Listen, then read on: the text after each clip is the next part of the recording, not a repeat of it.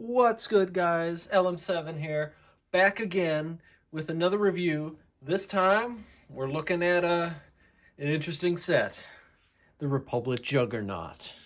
All right, so 9 plus, that's fine. 75,413.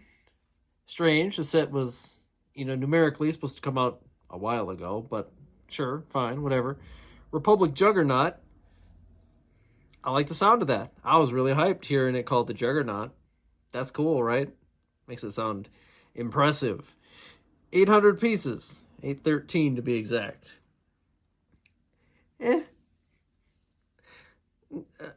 Considering the other turbo tanks have all been bigger, that's kind of step in the wrong direction, but we can overlook that in a minute. Clone Wars set always gets me hyped. Logo looks dope, right? Like, visually, it's really cool. It's a gigantic box, too, for what they usually do for sets nowadays. You got a ton of dudes, including 5 exclusive dudes. So, how can you go wrong? All right, and then there's the back. You got features, it's got all kinds of stuff. You got another cool scene on the back. So, at first glance, this set looks okay. Let's keep going. All right, so instruction booklet, whatever. And we finish up 135 pages in. Which, well, that's crazy, isn't it? Considering all of the other sets basically have had as much or more book, that could be a sign of some issues. I'm laughing just because how divisive this set is. And it's really sad because I was really excited for this set. And it has merits, but here's the kicker. The price. $159.99 in the US, $199 in Canada. Oh boy. 800 pieces. Oh no. But before we get too much into that, I'll see you guys in a minute after the build.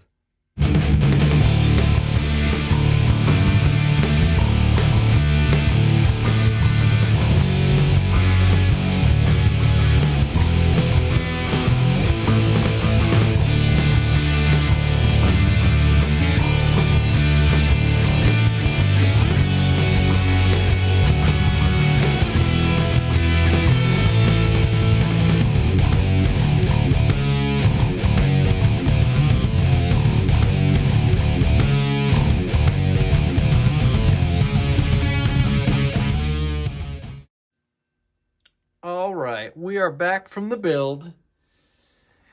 Oh, all right, shake it out.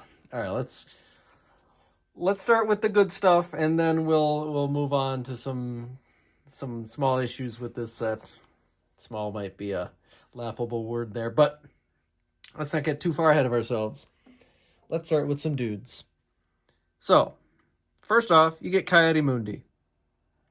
He looks great. He's a new version of himself. I think he's got a good face printing. He's got a good tunic going on. The hood is a little different. Overall, nice minifigure. All right, that's good, right? Yes, good. All right, so highly sought after, we finally get Commander Bakara. That's cool, right? Yeah. A new helmet, no helmet holes for all those people who care. Decent printing. It's a little off here and there, but it's overall pretty good. Standard Jango face, nothing crazy there. Overall, a nice new commander that we haven't ever had. He is missing his waist cape and pauldron, but I don't personally care, but I do see how some people would think that that's weird considering they're literally in other sets of this own wave, but I digress. you get 3 battle droids. So, something to fight against your turbo tank. That's cool. Nothing too special about the battle droids. But, 3 of them is fun. I don't think they're particularly taking minifig slots in this instance, so the addition is nice. And the final minifigure, you get 3 Galactic Marines, which we've never had before. And I think they look pretty good. They got footprinting, the classic crimson red, dual molded helmet. They get their little backpack. They also have a Jango face underneath. And unlike most times, they give you a new desirable collector figure. You actually get 3 in this set, which is lovely. Usually they give you 1 or 2. So I'll take 3. Cool, right? Okay, minifigures, pretty good. So that's a check in the right direction. So we already heard the price, and that was hard to handle. But we'll see if it can redeem itself. I don't like the piece of money. That is bad. It's honestly bad. I don't say that too often, but it's bad. All right. So quickly, before I go into features of the set, I managed a while ago to find someone who was selling some custom minifigures, and I actually bought a custom Bakara. So we can compare it to the Lego one. You can see it has shoulder armor on the custom one and a cloth waist cape. The helmet is pretty close. It's missing the little antenna that the Lego one has, so not a huge difference. The visor is a little bigger on the custom one. So nothing crazy. You can see that there's purple, the crimson reddish purple on his strap there, where this one doesn't have that for some reason. I'm not sure. And under the helmet, so Lego wins in this one because you get Jango Fett's face in this one, and this one you just get a regular face. So that's not particularly good. But I did want to compare a random custom one I got with the actual minifigure now that we finally have one, right? I also, when I was there, they had a Galactic Marine as well. So let's take a quick look at a custom one compared to the real one. You can see the custom one uses the old Snowtrooper mask, which I guess is okay. This one, the eyes are a little wonky, but maybe the mask being a little longer would be better. Otherwise, I actually kind of like Lego's printing a little better when it comes to like the leg printing and stuff, but you get the felt waist cape on this and shoulder cape too. And this one has arm printing, but for a custom minifigure, you expect that. No backpack though. So compared to custom minifigures, the Lego versions are actually not that bad. Sometimes they're a little cheap on those when they make new figures because they're like, well, we don't have them anyway, so we can skimp a little bit. But I honestly think they're pretty good. That's cool, right? Like, get a waist cape and your Bakara looks pretty good, honestly. Unfortunate that he doesn't come with it, but that's kind of just the day and age we're in now, where they don't really give them, even though they made those new actual plastic ones that come in the other battle pack and with Commander Bly, but I digress. You can only say the same thing so many times. So, moving on to the Juggernaut, or Clone Turbo Tank, whatever you want to call it. Like I said, I was really excited when I heard they called it Juggernaut, because that implies big and powerful. So it's not a massive set, just from the get-go. Comparing it to a dude, dudes aren't very big. The dude is about as big as the wheel. So, obviously we know that they're downsizing sets. We already know that. And we know that a minifig scale turbo tank is massive. It's like 8 times an ATTE or something silly, 6 or 8 times bigger. So obviously they're not going to do that. I will say, and I know even without having it with me, I prefer the 2010 version. 8098, I think, is the number. That turbo tank. Even the one that came out in like 2016 is still bigger than this one. So this is one of the cases where I will say the downsizing kind of hurt it. And there's a couple other things, and we'll get to those in a second. But it is a little smaller, and that's kind of hurts a turbo tank, especially when they want this to be the flagship set, right? It's got the big boy price tag, and it should be, treated as a big boy set. However, 800 pieces and pretty tiny, we're not off to a great start in that regard. First feature, obviously you can see it does roll, and it rolls pretty well, and it has suspension, so it can roll over stuff fairly easily. We'll put the book there, and it doesn't. It can roll over certain obstacles, so that's cool. So they kept all those features. All right, I got a downside because I got to mention it. So if you look in the when I had the time lapse of the building, like the last bag or so towards the end, you build the wheels.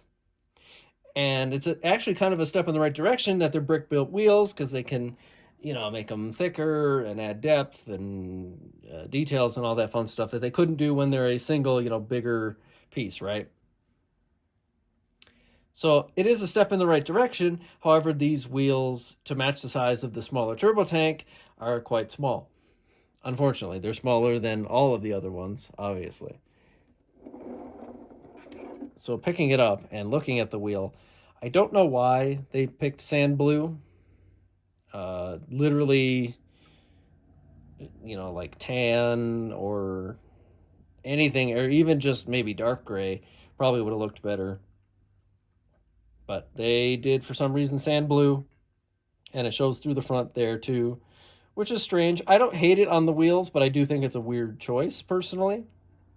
And then you can see some of the wheel detail there. It does have the spokes and stuff in the middle, so that's cool, right? And it actually has nice axles. Like they work, and they're nice and solid and all that fun stuff. And then you can take a look at your middle axle, which is much bigger. Oh, we lost something. Much bigger and very sturdy. So that's not bad. But anyway, when you're building it, you get to the wheels, and it says times 10.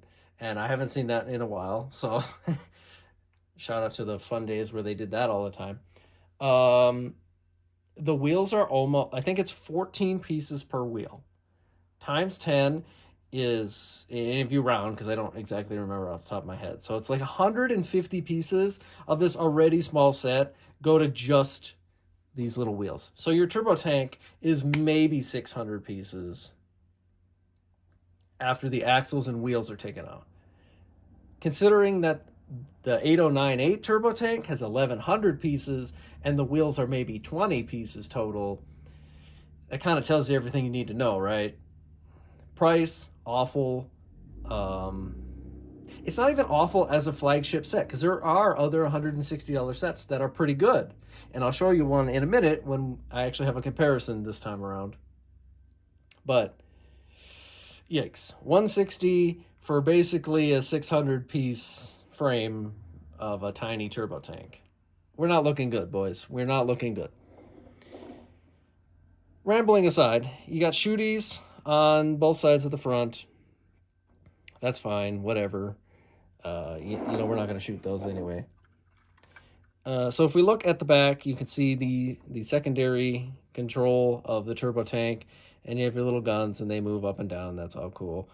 Whole bunch of stickers. So another another hit to this guy. It does have quite a few this time around.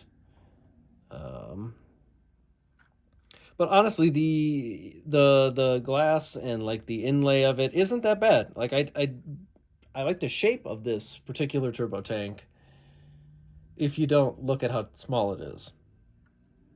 But I think the shape is okay, and I like that the glass is kind of inlaid this time. That's a nice touch. You can see there's a gun on the top of this one, another shooty, and you can put a dude there.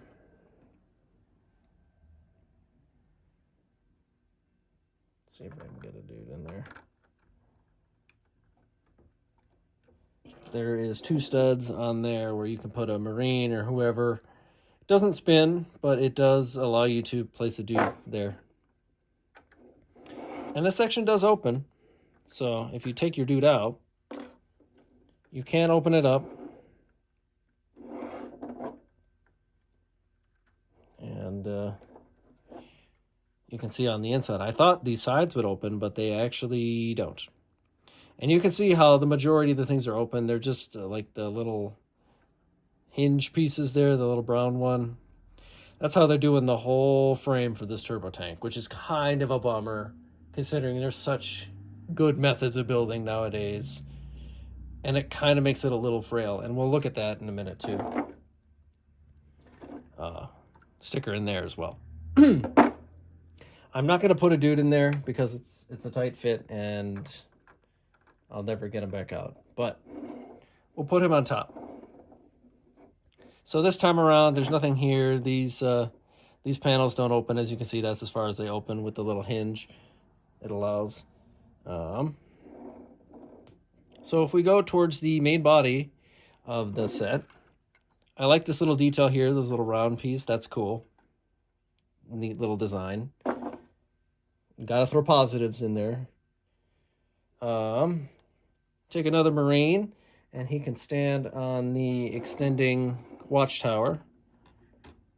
And see, I ripped it right off. I don't know why there's no like function for that to go up and down. I guess if you want to take it off completely, but it does go up and down and it stays fine. But I don't know why it just comes out. There's like nothing keeping this Technic rod in there, which is odd. But you can put a dude there and it can go up and down, so that's nice. They had it in another turbo tank, so it's not a new feature, but welcome. This comes right off. So this fell off earlier, and this is not a shot at the design. This actually isn't connected to anything. It rests on these little hinges, or these little lipped pieces, so you can see the inside. But that's for easy accessibility. That isn't a design fall. Oh, I wanted to show, I actually like how this gun is designed. In the smaller scale, it turned out nicely. Shame it isn't bigger. So there is a stud holding this panel together, but if you pull it, it does open the whole side of the tank. But even with all that, it's still kind of hard. Like with your little extend, your little outlook here, you still can't open the front. This can open, but there's literally no reason to do so. And the only thing on the inside, they have 1 chair and 4 pseudo chairs. You can see these little tan pieces are kind of chairs. And they have these pieces here, I assume, to put guns, if you'd like. So what I'm going to do is I'm going to take this off so you can open up the front. This is, again, on one of those hinges. So, oh, this isn't even a hinge. This is just locked into place. So you can't open that at all. And you can fit only 1 dude in the front. That's a little unfortunate. And you can see the bright blue pieces, which I don't think look bad, but it's strange that they use the lighter translucent blue and then the super heavy dark one. That's kind of a weird mix, along with the sand blue is odd. You know, speaking of sand blue, that lip there, that's the command bridge of the turbo tank, actually. So shows you the scale when your dudes are as big as the command bridge. Oh boy. Anyway, it's an okay amount of space for how big the actual tank is. So you can fit 6, 7 on the other side. You could probably fit 9 or 10 dudes in there if you cram them in. But, and then, oh yeah, what I was saying is there's a little stud there that actually holds the whole panel in, so it doesn't just rock. And I've seen a lot of videos talking about the stability of the turbo tank. Other than this top piece, which isn't connected to anything, I really haven't had that issue of it falling apart. Like, I mean, don't pick it up here, but I even can pick it up there. So it's not the worst, but because it doesn't have a handle, it's a little hard to move, especially if you're younger. You know, you'll probably want to grab it here. This is okay, actually, if you want to grab it here. I like to grab it under the axle. So it's a little, I mean, look at this. I'm shaking pretty hard here. It's not as bad as you've probably seen, and I'm not saying it's perfect, because I've obviously hit all of the issues with it too. But I don't think it's not super breakable. But it is weird that it doesn't have a handle. I'll say that it's weird that the MTT doesn't have one either, but we'll get to that review at some point. So, you know, other than that loose piece, because it isn't connected, it's not falling apart or anything. Like, can I hold it upside down? I don't even know. Like, it's upside down. So it's not super frail, but I could easily see how kids could break it if you were roughhousing a little bit with it, which is a tad unfortunate, but I wouldn't say is a huge issue. If that is your biggest concern about this set, don't let that stop you from buying it. All right, so last thing I wanted to do is I wanted to show the turbo tank next to probably what is unanimously agreed upon as a better set altogether. So there's the Star Destroyer from a year or two back. Same price, almost double the pieces, definitely double the weight. And you can just see how much bigger it is. You know, obviously when you have 1,500 pieces like you should with a flagship set of this size, you can see what you can actually do. You know, the Star Destroyer just beats it in all aspects, truly. And that's even hard to say, considering that they're not even close to the same kind of vehicle.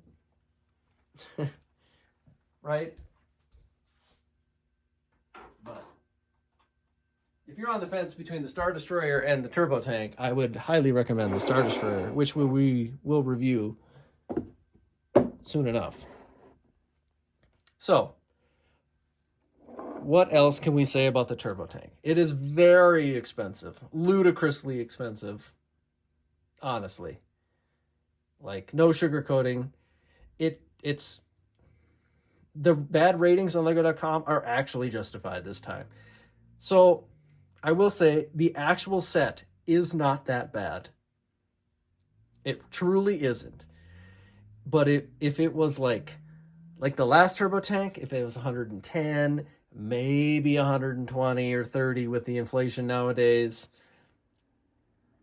I think it would still be fine and we wouldn't be in this problem. But 160 is disgusting. It really is. And that's sad, because I was actually excited for this set, even though it's also not a UTAT, which we all thought it was going to be. I don't know why it ended up being a turbo tank with these dudes. You know, I read the interview with Lego designers saying, well, we just wanted to do it because it has wheels, and wheels are fun. Okay. But you saw the reaction for the UTAT. Like, they were so excited to get Marines in their right vehicle, right? Like, it's the only time we see them, and they're in this. Anyway, price bad. It's kind of small. It does have some bonuses here and there, but it's missing weird details, and it doesn't have a handle. The minifigures are good, though. That's what I will say. Honestly, and I don't say this very often either, if you really want the Galactic Marines, get them online. It'll probably still be cheaper to get the dudes secondhand than buying the set in total, especially if you don't care for this small turbo tank. I don't hate it, but it's definitely small. And that is my final conclusion for this interesting flagship of a set. So, is it the worst set ever made? No. But I wouldn't, if you're even considering it, I wouldn't. I'd wait till it's on sale. And it probably will be. It probably will be. With that said, let me know what you think. I can imagine your thoughts are ready. And let's just look to the future and hope they improve and stop trying to hit us with these insane prices. Like, we already don't have money, so making sets that would have been fun 40% more than they should have been is crazy. But with that said, thanks for watching, and I'll see you guys next time.